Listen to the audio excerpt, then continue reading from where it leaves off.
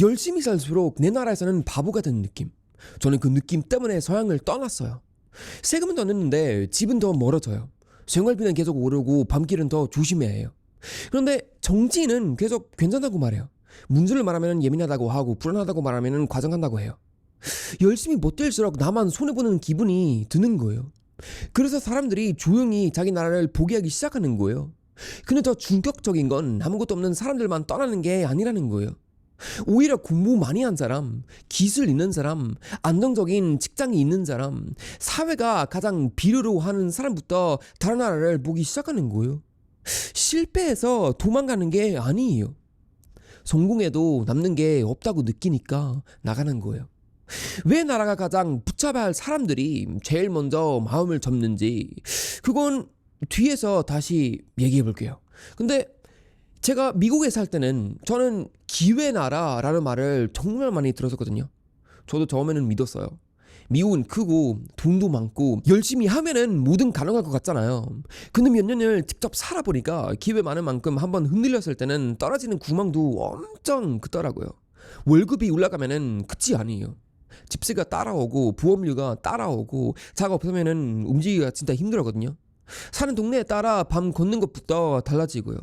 저는 길을 걷다가 누가 뒤에서 가까이 오면은 핸드폰부터 3개 잡아요. 가방을 앞으로 돌리고 주변을 한 번 더 보고 빨리 집에 들어가고 싶었어요. 이런 행동을 매일 하면은 몸이 뭔지 알아요. 와, 이 사회를 완전히 믿으면 안 되는 걸요.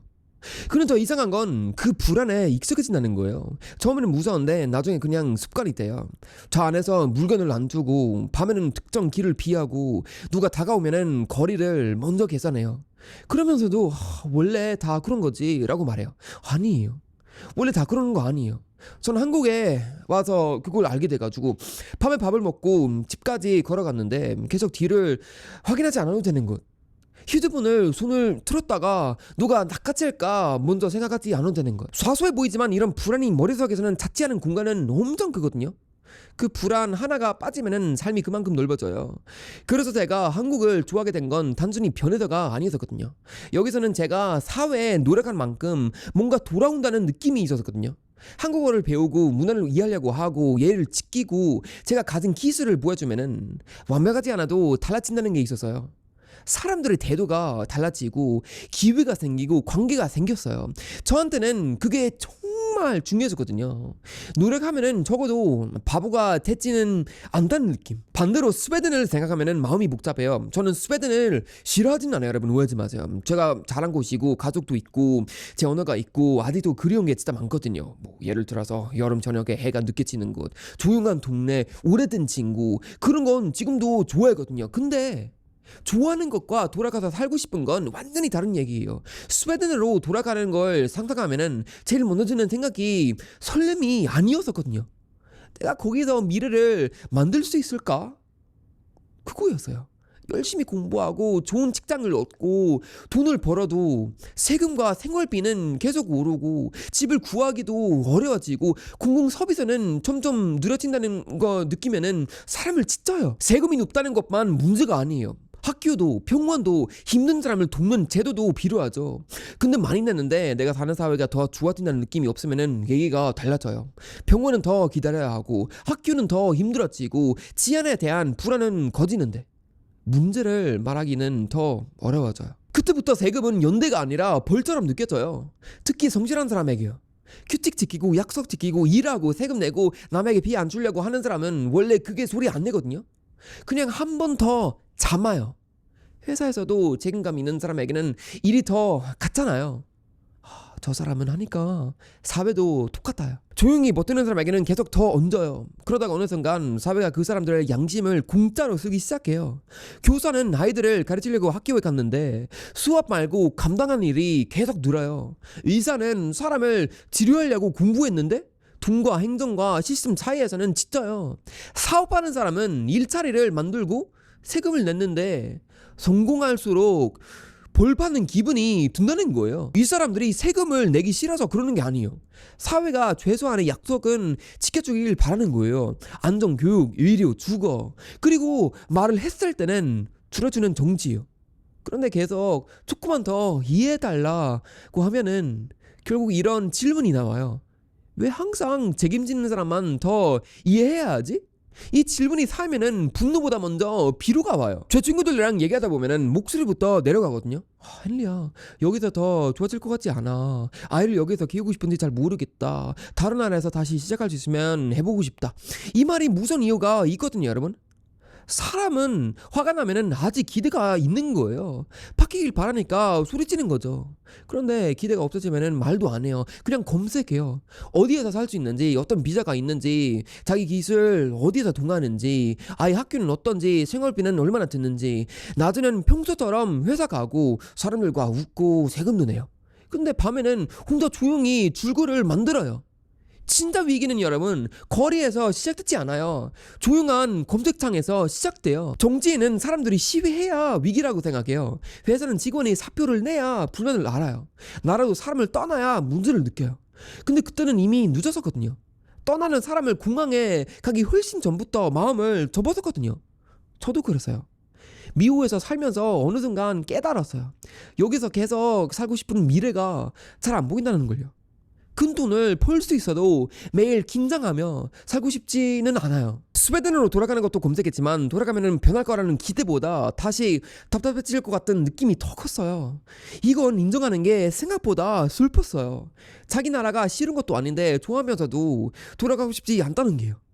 가족을 생각하면은 가고 싶고 나라를 생각하면은 망설여지는 그 느낌이 정말 이상했어요. 그래서 한국에 왔을 때는 제가 찾은 건 천국이 아니었어요. 다시 시작할 수 있다는 감각이었어요. 언어도 어려웠고 문화도 달랐고 처음부터 저를 알아주는 사람도 없었거든요.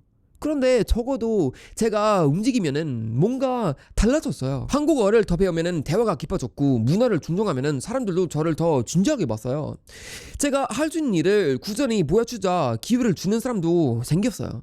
모든 게 공평했다는 말은 아니에요, 여러분. 한국도 경쟁이 세고 집값이 높고 일 때문에 지치는 사람들 진짜 많거든요. 저도 그거 알아요. 그래도 저는 여기서 노력과 결과가 이어져 있다는 느낌을 받았어요. 그 연결이 사람을 살게 해요, 여러분. 내일도 한 번 더 해볼 이유를 만들어주거든요. 사람은 힘든 건 꽤 오래 견뎌요. 일이 많고 언어가 어렵고 집이 작아도 앞으로 간다는 느낌이 있으면은 버텨요. 근데 아무리 해도 제 차리고 더 잘할수록 더 많이 빼앗기고 문제를 말할수록 내가 이상한 사람이 되는 사회에서는 오래 못 버텨요. 그래서 요즘 서양 사람들이 아시아를 보는 시선도 달라졌다고 느껴요. 예전에는 아시아 사람들이 서양에 가서 기회를 찾는 그림이 익숙했어요.